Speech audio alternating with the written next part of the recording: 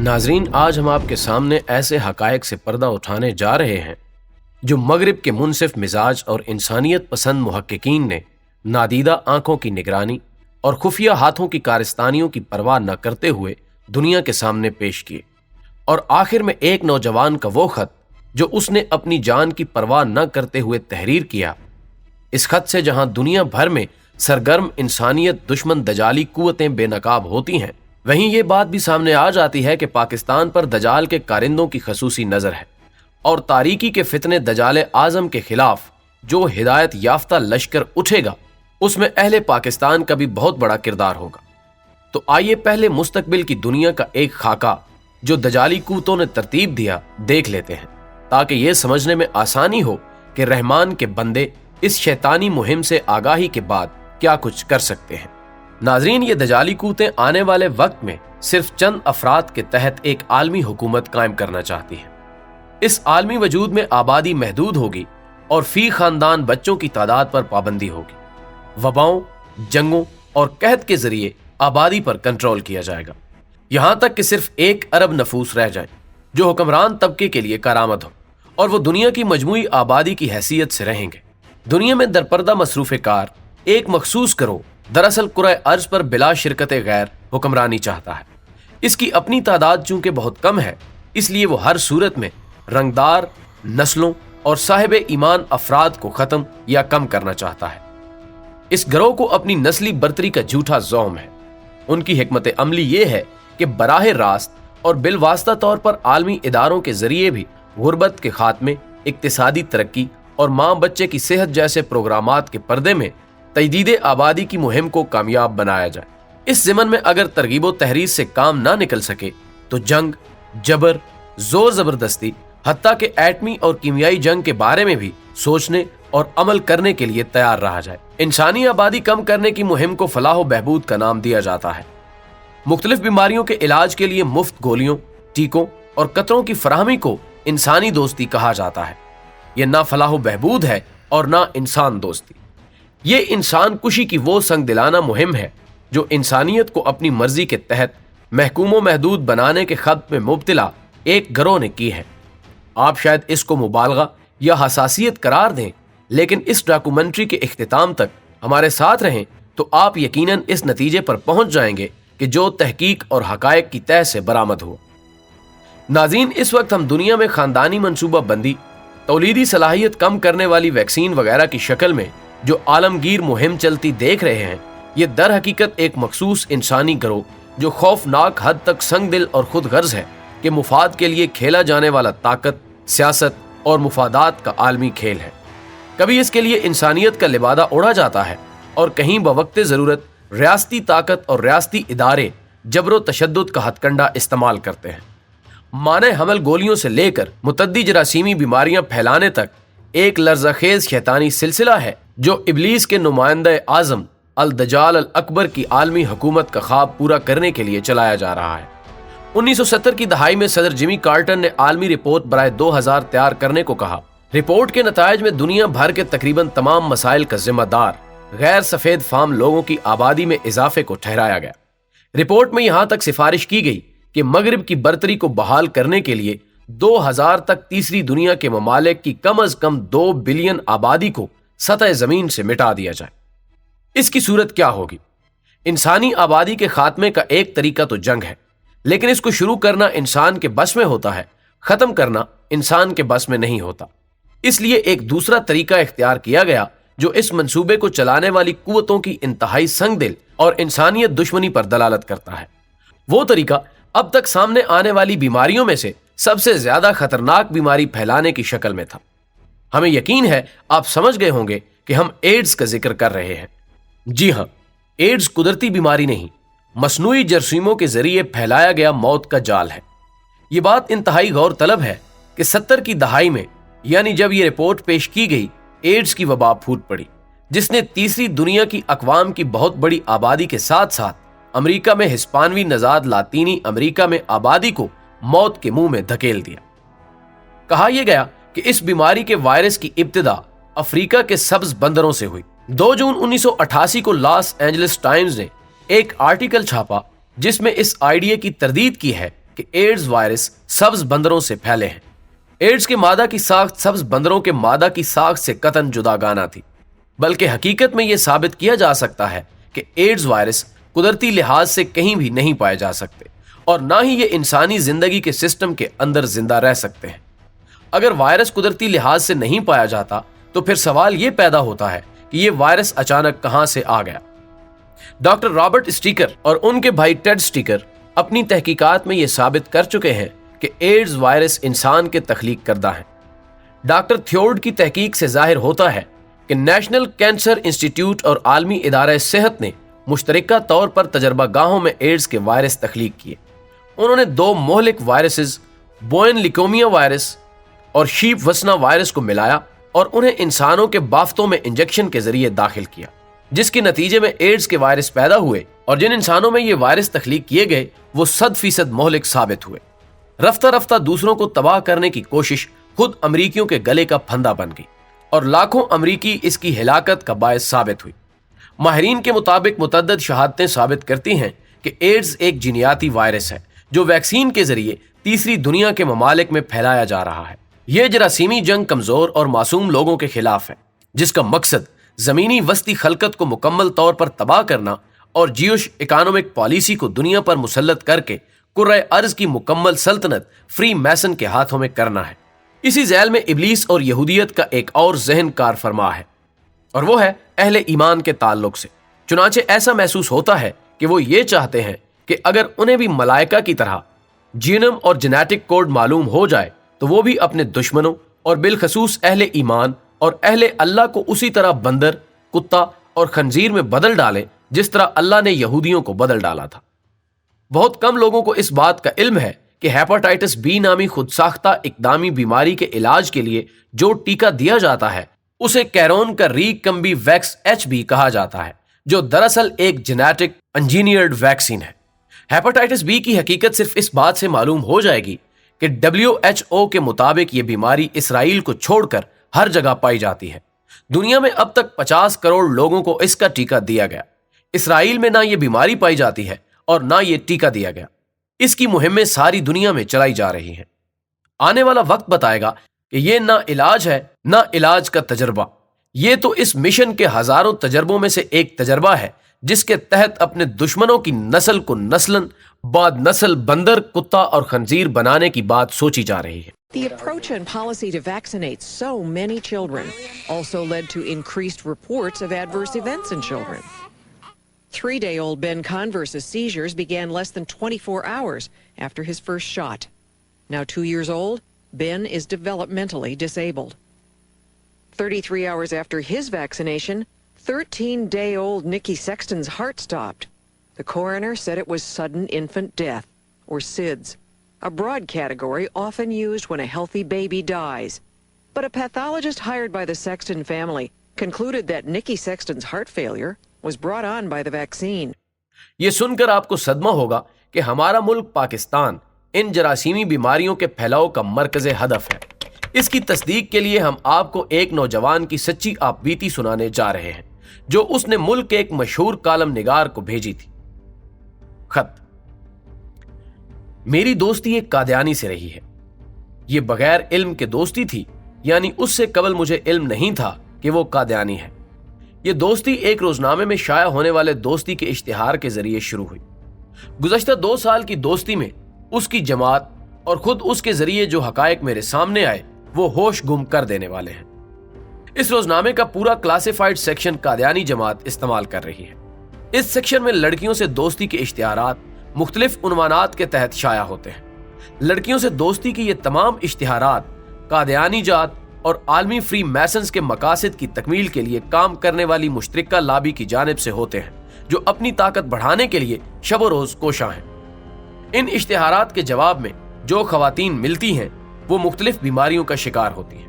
یہ بہت ہی آزاد خیال خواتین بڑی آسانی سے آپ کی خواہشات پورا کرنے پر تیار ہو جاتی ہیں، کیونکہ ان کی بہت بڑی اکثریت ایڈز کے عارضے میں مبتلا ہوتی ہے۔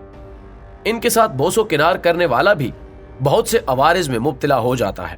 قادیانیوں کی یہ دانستہ کوشش ہے کہ لاہور اور اس کے گرد و نواح میں لوگوں کی بڑی تعداد کو مختلف بیماریوں میں مبتلا کر کے ہلاک کر دیا جائے، اور ساتھ ہی ساتھ ارتدادی مہم کے ذریعے اپنے لوگوں کی تعداد میں اضافہ کیا جائے۔ میں ایسی چند خواتین سے ٹکرا چکا ہوں۔ میں جو انکشاف کرنے جا رہا ہوں ان میں سے بہت سی معلومات کا ذریعہ خواتین بھی ہیں۔ جو سب سے اہم انکشاف ہوا وہ یہ تھا کہ قادیانیوں کا گروہ ایڈز کی مریضاؤں کے ذریعے پاکستان اور خصوصاً لاہور کے شہریوں میں ایڈز کا وائرس پھیلا رہا ہے۔ ایڈز کی ان مریضاؤں کو مختلف NGOز اور خصوصی ذرائع سے اکٹھا کیا گیا ہے۔ اس کارروائی کا مقصد انتہا پسندوں کی آنے والی نسلوں تک کو برباد کر دینا ہے۔ ان لوگوں کے پاس ایڈز اور دیگر امراض میں مبتلا مرد اور خواتین رضاکاروں کی بڑی تعداد موجود ہے، اور کچھ خواتین بھارت سے بھی تعلق رکھتی ہیں۔ ان خواتین کو مال و دولت کے لالچ اور ان کے بچوں کو اعلیٰ تعلیم کے بہانے قبضے میں لے کر بلیک میل کیا جاتا ہے۔ اس منصوبے میں کچھ بیرونی قوتیں بھی اس گروپ کی بھرپور معاون ہیں، یعنی اس منصوبے میں را، CIA، موساد اور یہودی و قادیانی لابی پارٹنرز ہیں، اور یہ لوگ لاہور میں گراس روٹ لیول پر کام کر رہے ہیں۔ ان کی بھرپور کوشش ہے کہ ہمارے ملک خصوصاً پنجاب کے قحبہ خانوں میں موجود خواتین کو ایڈز کے عارضے میں مبتلا رضاکاروں کے ذریعے اسی عارضے میں مبتلا کر دیا جائے تاکہ یہ خواتین ایک کیریئر بن کر آگے یہ عارضہ پھیلائیں۔ ان خواتین کے پاس جانے والے لوگ بھی اسی مرض میں مبتلا ہو جائیں اور اپنی جائز و حلال بیویوں اور آنے والی معصوم نسلوں کو بھی زہر آلود کر دیں۔ اس طرح آنے والے برسوں میں بے شمار لوگ متاثر ہوں گے اور ان بیماریوں کی دستیاب ادویہ کو بیچ کر قادیانی جماعت بے حساب منافع کمائے گی۔ اس کا مقصد آنے والے برسوں میں سرمائے اور بایولوجیکل لڑائی کے ذریعے لاہور اور اس کے گرد و نواح میں اسرائیل کی طرز پر ایک قادیانی ریاست کی داغ بیل ڈالنا ہے۔ آپ دیکھیں گے کہ آنے والے وقت میں ایڈز کے مریضوں کی تعداد میں بہت تیزی سے اضافہ ہوگا۔ اول تو ایڈز کے تشخیصی مراکز کی تعداد خاصی کم ہے، اور جو ہیں ان پر اس لابی کا کنٹرول ہے۔ یہ لوگ لیبارٹی الائزہ ٹیسٹ کروانے والے لوگوں کو نیگیٹو رپورٹ دیتے ہیں تاکہ طویل عرصے تک لاہور میں کسی کو بھی ایڈز کی تباہکاریوں کا اندازہ نہ ہو سکے۔ ایڈز کے علاوہ ہیپاٹائٹس کو بھی پوری طاقت کے ساتھ پھیلایا جا رہا ہے۔ صرف مشرف دور میں جبکہ ان وطن دشمنوں کو پھلنے پھولنے کے خوب ذرائع میسر تھے، لاکھوں لوگ ہیپاٹائٹس سی میں مبتلا ہوئے، جبکہ اس سے پہلے یہ عارضہ بہت ہی کم پایا جاتا تھا۔ یاد رہے کہ ہیپاٹائٹس سی صرف خون کے انتقال سے پھیلتا ہے، اور اس کے بارے میں یہ تاثر کہ گندے پانی سے پھیلتا ہے درست نہیں۔ جگر کے کسی بھی ڈاکٹر سے ملیں یا انٹرنیٹ پر ہیپاٹائٹس کی وجوہات کو جانا جائے تو یہ بات بالکل واضح ہو جاتی ہے کہ ہیپاٹائٹس سی لاحق ہونے کا گندے پانی سے قطعاً کوئی تعلق نہیں ہے۔ گندے پانی کا تعلق صرف ہیپاٹائٹس اے یعنی پیلے یرکان سے ہے۔ آج پاکستان میں کروڑوں لوگ ہیپاٹائٹس میں مبتلا ہیں، اور ان میں سے 99.99% لوگ انتقال خون کے مرحلے سے بھی نہیں گزرے۔ ان میں سے بے شمار لوگ ایسے ہیں جنہوں نے کبھی ناک کان نہیں چھدوائے اور نہ ہی کبھی دانتوں کا علاج کروایا، لیکن اس کے باوجود یہ ہیپاٹائٹس سی میں مبتلا ہو چکے ہیں۔ امراض جگر کے ہر ماہر کے لیے یہ امر باعث حیرت ہوگا کہ ان لوگوں کی اتنی بڑی تعداد مسلسل کیسے ہیپاٹائٹس سی کا شکار ہو رہی ہے۔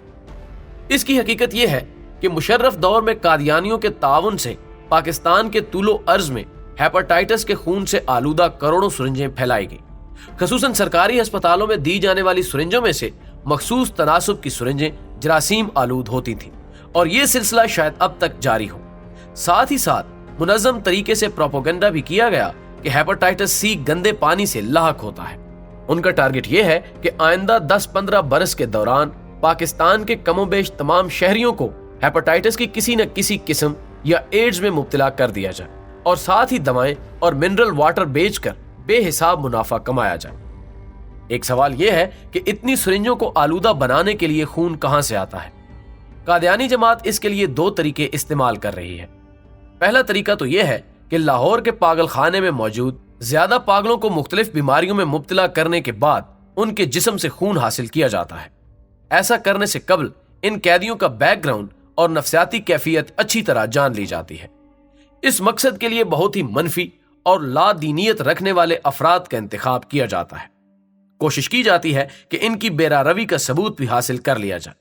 اس دور میں لاہور کے قیدیوں کا چیف جسٹس کے حکم پر طبی معائنہ کروایا گیا تو ان میں سے 46 ایڈز کے مریض نکلے، لیکن یہ کہانی کا ایک حصہ ہے۔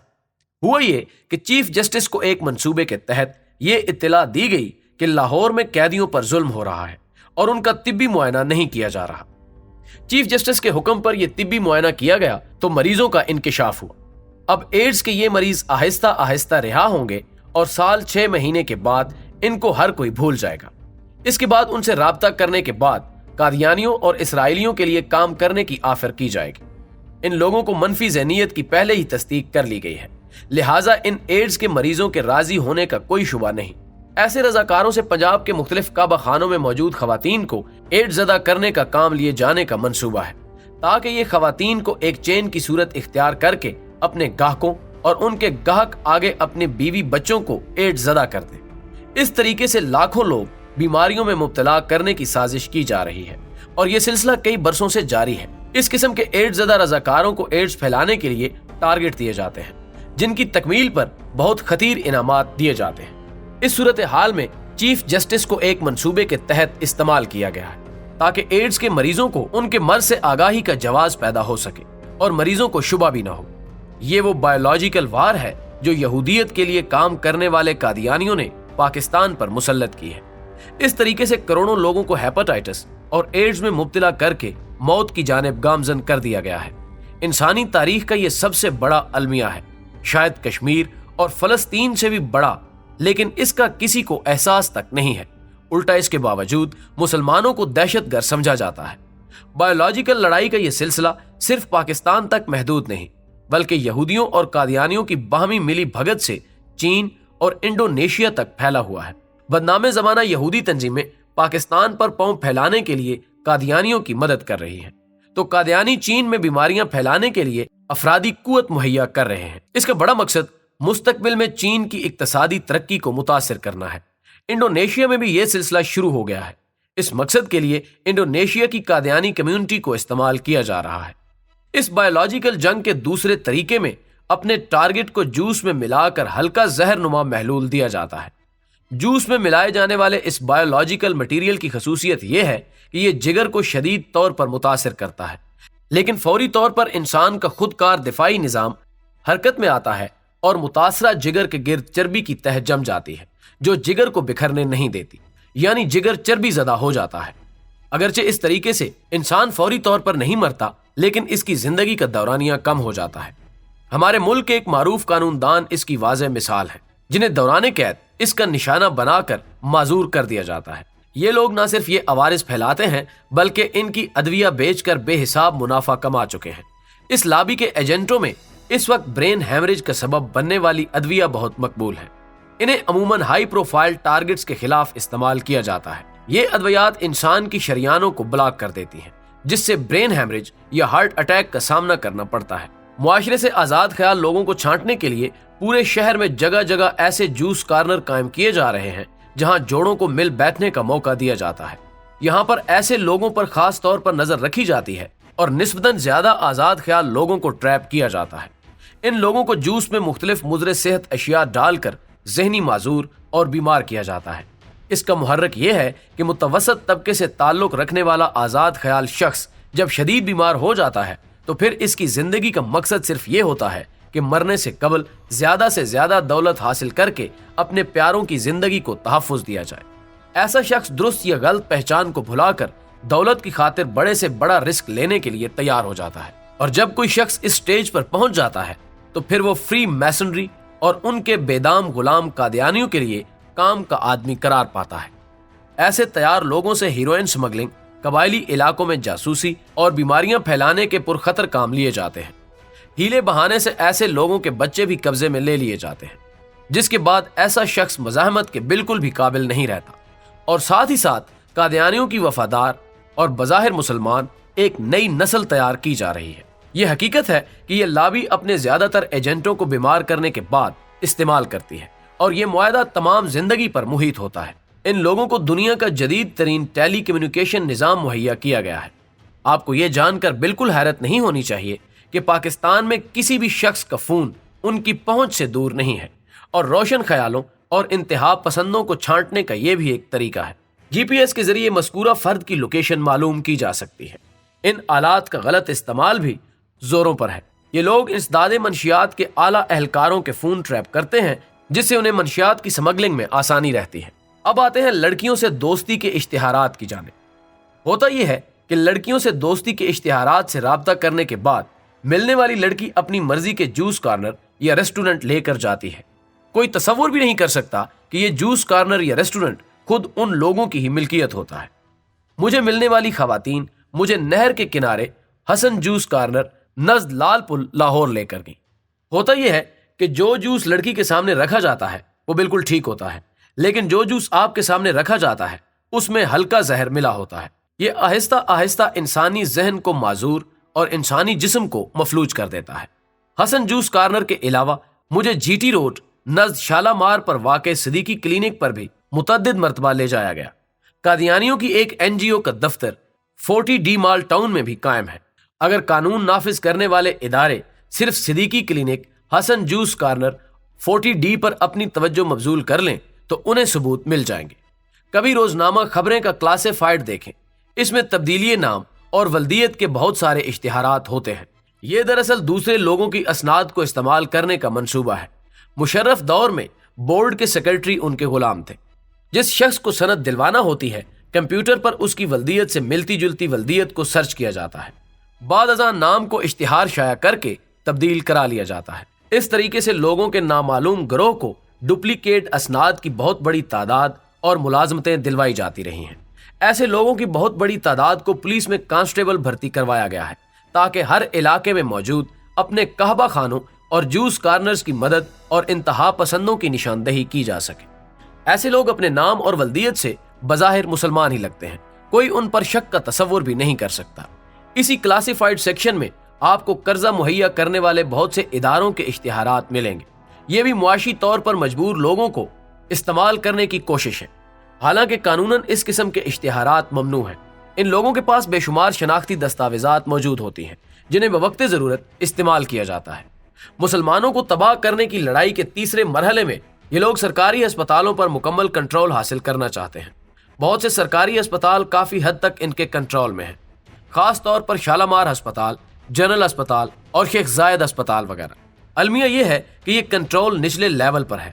حکومت زیادہ سے زیادہ ایم ایس یا پرنسپل کو تبدیل کرتی ہے، جس سے کوئی خاص فرق نہیں پڑتا۔ بعض ہسپتالوں میں علاج کے نام پر بھی لوگوں کو نشانہ بنایا جاتا ہے۔ ٹارگٹ کو پہلے بیمار یا زخمی کیا جاتا ہے اور بعد میں علاج کے نام پر پار کر دیا جاتا ہے۔ میں اس قسم کے ایک واقعے سے آگاہ ہوں جو شالامار ہسپتال میں ہوا۔ مختلف جراثیموں کو حاصل کرنے کا سب سے بڑا ذریعہ شالامار ہسپتال ہے، جہاں لاہور کے تمام ہسپتالوں سے ویسٹ کو انسینریٹر میں جلانے کے لیے لایا جاتا ہے۔ جلانے سے قبل اس ویسٹ میں مختلف بیماریوں کے جراثیم جدید ٹیکنالوجی کے ذریعے حاصل کر لیے جاتے ہیں۔ اس وقت شالامار ہسپتال کا چیف ایگزیکٹو بھی قادیانی ہے۔ یہ بات بھی مد نظر رکھیں کہ مختلف ہینے بہانوں سے امریکی ڈاکٹروں کی سب سے زیادہ آمد شالامار ہسپتال میں ہی ہوتی ہے۔ کسی بھی دوسرے سرکاری یا غیر سرکاری ہسپتال میں امریکیوں یا غیر ملکیوں کی اس قدر زیادہ آمد کا کوئی سراغ دور دور تک نہیں ملتا۔ یہ ڈاکٹرز پاکستانیوں کے خلاف بایولوجیکل لڑائی میں مدد دینے کے لیے آتے ہیں۔ پنجاب میڈیکل کالج سے قادیانی ڈاکٹروں کے اخراج کے بعد شالامار ہسپتال میں میڈیکل کالج قائم کیا جا رہا ہے تاکہ قصاب نما قادیانی یا بظاہر مسلمان قادیانی ڈاکٹرز وافر مقدار میں تیار کیے جا سکیں۔ اس میڈیکل کالج کا پروجیکٹ ڈائریکٹر بھی قادیانی ہے۔ یہ لوگ پاکستان کے مختلف تعلیمی اداروں پر بھی قبضہ کرنے کی کوشش کرتے رہتے ہیں۔ ان میں سے ایک کوشش ایک طلبہ تنظیم کے ذریعے پنجاب یونیورسٹی پر قبضہ کرنے کی تھی، جسے جمعیت نے ناکام بنا دیا تھا۔ اسی طرح سی آئی اے اور قادیانیوں کی کوشش ہے کہ پولیس ٹریننگ سکولوں میں بھی اپنے افراد داخل کیے جائیں۔ ان کا خیال ہے کہ ملک پر کنٹرول حاصل کرنے کے لیے بڑے تعلیمی اور تربیتی مراکز پر کنٹرول حاصل کرنا ضروری ہے۔ اس حکمت عملی کے ذریعے بھارت نے مشرقی پاکستان کو جدا کیا تھا۔ بقیہ پاکستان پر کنٹرول حاصل کرنے کے لیے بھی یہی حکمت عملی استعمال کی جا رہی ہے۔ چونکہ میں اپنی ہی قوم اور وطن کے خلاف اس خوفناک لڑائی کا حصہ نہیں بننا چاہتا، اس لیے ان لوگوں کے خیال میں میں انتہا پسند ہوں۔ میں نے متعدد نقصانات برداشت کیے ہیں، لیکن متعدد مرتبہ آفر کے باوجود قادیانیت قبول کرنے سے انکار کر دیا، اور ایسا کبھی نہیں کروں گا۔ ان کی پاداش میں مجھے متعدد بار ختم کرنے کی کوشش کی گئی ہے۔ اس مقصد کے لیے بہت بے ضرر طریقے استعمال کیے جاتے ہیں۔ کبھی سابقہ دشمنی کی آڑ میں کسی شخص کو ختم کر دیا جاتا ہے اور کبھی کسی حادثے میں پار کر دیا جاتا ہے۔ میں خود ان حربوں کا سامنا کر چکا ہوں، اور میرا زندہ رہنا اس بات کی نشانی ہے کہ اللہ تعالیٰ ابھی آسمان پر موجود ہے۔ یہ لوگ میٹھے زہر کی طرح پاکستان کے رگ و پے میں اتر رہے ہیں۔ یہ پاکستان کو اپنے قبضے میں لینا چاہتے ہیں۔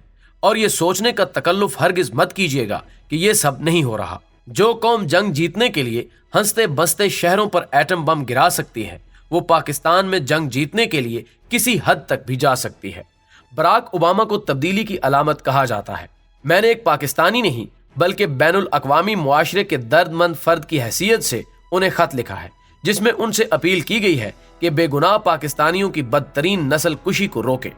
منظر عام پر آنا مقصود نہیں، اس لیے نام نہیں لکھ رہا، لیکن اگر مجھے مارا گیا تو اس کے ذمہ دار پاکستان کے قادیانی ہوں گے، اور میری شناخت اور مزید اہم تفصیلات منظر عام پر ضرور آئیں گی۔